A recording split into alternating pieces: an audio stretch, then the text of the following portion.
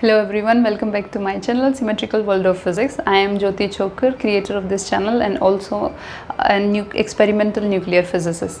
So today's video is about points to keep in mind while making resume or CV.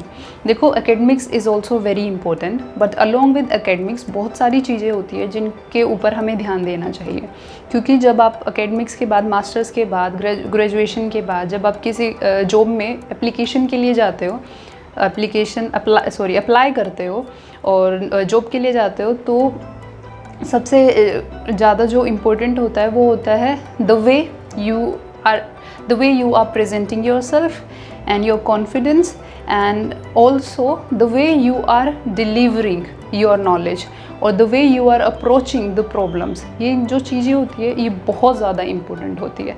पर ये जो मैंने अभी 3-4 चीज़ें बताई ये आती है जब वो आपको इंटरव्यू के लिए कॉल करते हैं। उससे पहले जो सबसे ज़्यादा की रोल प्ले करता है वो होता है रिज्यूम और सीवी। तो अगर आपने CV या मतलब अगर आपने अपना रिज्यूम काफ़ी अच्छे से लिखा होगा, अपने आप को अच्छे से दिखाया होगा रिज्यूम में, तभी आपको कॉल आएगी उनके इंटरव्यू सेशन के लिए। तो बोलते हैं ना, first impression is the last impression. तो तुम्हारा फर्स्ट इंप्रेशन क्या होगा? तुम्हारा फर्स्ट इंप्रेशन हो गया रिज्यूम। ठीक है, तो आज हम देखेंगे कि हमें क्या क्या पॉइंट्स चाहिए जो हम रिज्यूम में डाल सकते हैं। ठीक है, कुछ पॉइंट्स हैं जो हमें ध्यान रखने होते हैं जब हम रिज्यूम बना रहे होते हैं। चलो वो देखते हैं। ठीक है, तो सबसे पहला जो पॉइंट है वो है कि keep it as simple as possible. देखो, उसको बिल्कुल सिंपल रखो। ध्यान रखो कि तुम किसी फैंसी कंपटीशन में अपनी CV नहीं दे रहे हो या कहीं डेकोरेशन या कुछ करना ज़रूरी नहीं होता। उसको बिल्कुल सिंपल रखो, CV को जितना सिंपल तुम रख सकते हो। ठीक है, और फिर हम दूसरा बोलते हैं कि शॉर्ट एंड सिंपल हम कह सकते हैं, मतलब दो या 3 पेज में उसे फिनिश करना होता है हमें। ठीक है, जो थर्ड पॉइंट जो हमें रखना होता है ध्यान, ये हर किसी सेक्टर के लिए, कोई साइंस में है, कोई अगर कॉमर्स पे है या कोई दूसरा आर्ट्स में है, कोई कहीं पर भी है, किसी भी सेक्टर का है और वो अप्लाई करना चाहता है, ये चीज़ें तो बिल्कुल होनी चाहिए हर चीज़ में। ठीक है, शॉर्ट होनी चाहिए। दूसरा तो पिक्चर। ठीक है, अपने CV में पिक्चर डालना बहुत ज़रूरी है। हमारे यहाँ पर नहीं डालते हैं, एक पासपोर्ट साइज़ पिक्चर होती है, उसे ज़रूर डालो। थर्ड जो है हमारे पास, फोर्थ पॉइंट होता है जो काफ़ी इम्पोर्टेंट है, वो है डोंट लाई। ठीक है, ये सबसे ज़्यादा इम्पोर्टेंट होता है कि अपनी CV में बिल्कुल भी झूठ मत लिखो। सिर्फ वो चीज़ लिखो जो तुमने आज तक की हुई है। जैसे CV को तुम एक तरह से एक पिटोरी का मतलब समझते हो, मतलब एक संदूक, दादी माँ का संदूक जैसे बोलते हैं, वो संदूक ले सकते हो जिसमें तुमने बहुत सारी चीज़ें भर रखी है, लेकिन उनमें से सिर्फ वही चीज़ उठानी है जो तुम्हें बहुत अच्छे तरीके से आती है और तुमने कर रखा है। तो कभी भी अपने CV में झूठ मत लिखो, don't lie in your CV। ठीक है, तो ये कुछ पॉइंट्स होते हैं जो हमें अपने दिमाग में, अपने माइंड में रखने चाहिए। अभी हम बात करते हैं टेम्पलेट के बारे में कि CV का टेम्पलेट कैसा होना चाहिए। आप अगर ऑनलाइन गूगल पे सर्च करते हो तो बहुत सारे फ्री में ऑनलाइन मतलब साइट्स मिल जाएंगी जहाँ पर आप अपने टेम्पलेट जो है वहाँ से उठा सकते हो, और आपको कुछ नहीं करना। आपको सिर्फ जैसे उसके ऊपर आप मतलब वो आपसे इन्फॉर्मेशन पूछेंगे, आप इन्फॉर्मेशन दे देना और आपका टेम्पलेट तैयार हो जाएगा, है ना। क्विक और इजी वे। ठीक है, एक तो ये हो गया क्विक और इजी वे, पर इसमें एक डिसएडवांटेज क्या है कि तुम अपने आप से मॉडिफिकेशन नहीं कर सकते। जैसी CV तुम्हें चाहिए वैसे क्रिएट नहीं कर पाओगे।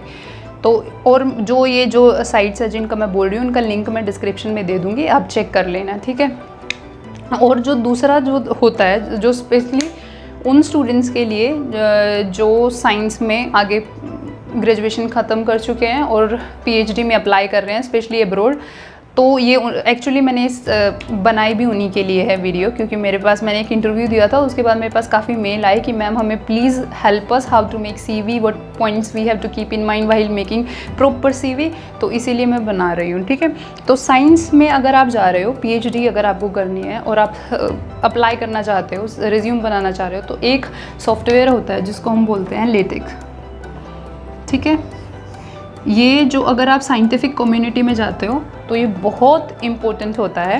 ठीक है, आपको ये आना ही आना चाहिए, क्योंकि तुम आगे जाओगे PhD में भी, अगर तुम्हें एडमिशन मिल गया तो तुम्हें आर्टिकल्स लिखने हैं, you have to make reports, ठीक है, तुम्हें खुद का कोई लिटरेचर लिखना होगा, ठीक है, ये सारी चीज़ें लिखनी है। तो हम साइंस के जब जाते तो हम लेटेक्स ही यूज़ करते हैं, हम MS वर्ड और ये सब यूज़ नहीं करते।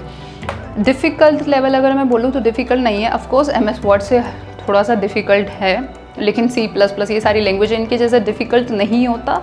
इसमें कुछ वर्ड्स होते हैं, कोड्स होते हैं जो हमें याद रखने होते हैं, और सिंपल इनकी पूरी की पूरी मैनुअल अवेलेबल है इंटरनेट पे, इतना मुश्किल नहीं होता। और बहुत सारे सैम्पल्स भी होते हैं, आप वहाँ से उठा सकते हो, ठीक है। तो आप कहाँ मिलेगा आपको ये ओवरलिफ, ठीक है, ओवरलिफ, वहाँ जा सकते हो और अपना अकाउंट क्रिएट कर लो। तो तुम वहाँ पे बहुत सारे एग्जाम्पल हो गए, उनको उठाओ और बनाना शुरू करो।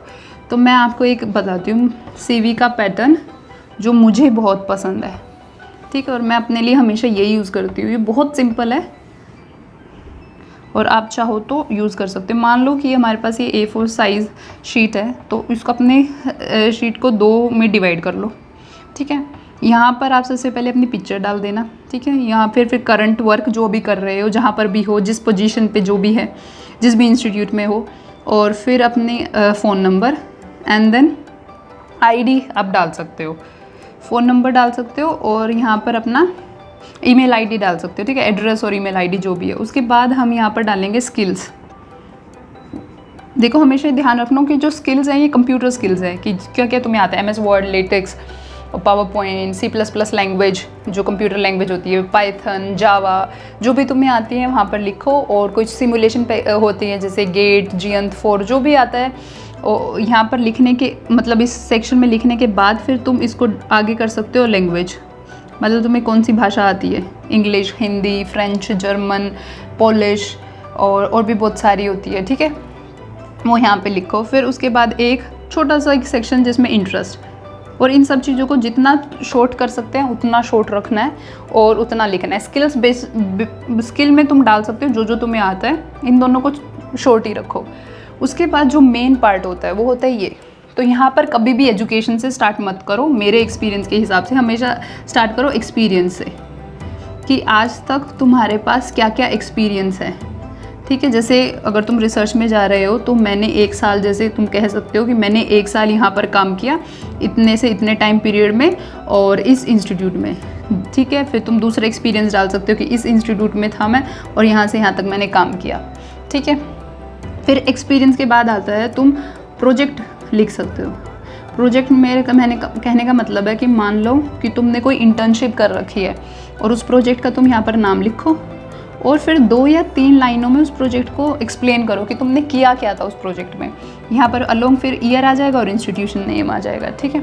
प्रोजेक्ट के बाद फिर तुम लिख सकते हो तुम्हारी एजुकेशन। अब यहाँ पे एजुकेशन लिख सकते हो, एजुकेशन में कौन से ईयर में ग्रेजुएशन की मान लेते हैं, पोस्ट ग्रेजुएशन की किस इंस्टीट्यूट से की, ठीक है, वो यहाँ पर आ जाएगा। फिर एक और पेज, ठीक है। अब इसके बाद तुम और क्या कर सकते हो, तुम अपनी अचीवमेंट्स जो तुम्हें अचीवमेंट्स मिली है, ठीक है, या फिर अवार्ड्स कि तुमने टॉप किया है, कोई सर्टिफिकेट मिले हुए हैं, कोई अवार्ड मिले हुए हैं, वो तुम यहाँ पर डाल सकते हो। कोई जो है एक्टिविटीज़ भी डाल देता है, क्योंकि कोई जो है एकेडमिक्स के अलावा भी बहुत ज़्यादा एक्टिव होता है, पार्टिसिपेट करता है, तुम वो भी यहाँ डाल सकते हो अगर चाहो तो। उसके बाद अगर तुम साइंस में हो और किसी के पास पब्लिकेशंस हैं तो यहाँ पे अपनी पब्लिकेशंस के नाम, ठीक है, पूरा अच्छे से नाम, ईयर, किस ईयर में पब्लिश हुई है, कौन से जर्नल में पब्लिश हुई है, वो पूरा डालो। अगर तुमने कॉन्फ्रेंस अटेंड कर रखी हो या कॉन्फ्रेंस टॉक्स दे रखी हो तो वहाँ पे अपनी कॉन्फ्रेंस टॉक लिखो कि किस ईयर में कॉन्फ्रेंस हमने दी थी। और कई बच्चों के पास पोस्टर्स प्रेजेंटेशंस होती है, पोस्टर्स होते हैं, तो अपने पोस्टर्स के नाम, ईयर, कहाँ पर दिया था, किस कॉन्फ्रेंस में दिया था, वो सब हम डाल सकते हैं। तो ये है बिल्कुल छोटा सा सिंपल सा CV पैटर्न और टेम्पलेट जो मुझे बहुत पसंद है। और लेकिन अगर आप यहाँ पर लेटेक्स में जाओगे तो आपको बहुत सारे एग्जाम्पल मिल जाएंगे जहाँ अलग अलग तरीके से CV लिखी हुई। बस ये चीज़ें अपने दिमाग में रखना, इनको भूलना मत और अपनी CV डिज़ाइन करो, ठीक है। बहुत ईजी है, तो आप कर लोगे, मुझे पूरा विश्वास है। और इसका भी मैं लिंक डिस्क्रिप्शन में डाल दूँगी। और फर्दर और भी अगर क्वेरीज़ हो तो मैं अपना टेलीग्राम का चैनल का लिंक भी डाल दूँगी, उस पर वहाँ पर मुझे कांटेक्ट कीजिए। और नेक्स्ट वीडियोज़ जो है उसमें मैं बताऊँगी कि SOP, स्टेटमेंट ऑफ पर्पस, कैसे लिखते हैं जब हमें कहीं पर अप्लाई करना हो PhD वगैरह के लिए या किसी रिसर्च प्रोजेक्ट के लिए। और along with them I will try to share with you my experience कि जब मैं इंटरनेशनल कॉन्फ्रेंसेज में गई थी इटली, चेक में, तो मैंने कैसे अपने आप को प्रेजेंट किया था, क्या मेरे कैसे प्रेजेंटेशन दी थी और एक्सपीरियंस क्या रहा। ठीक है, तो तब तक के लिए stay tuned with me, bye bye.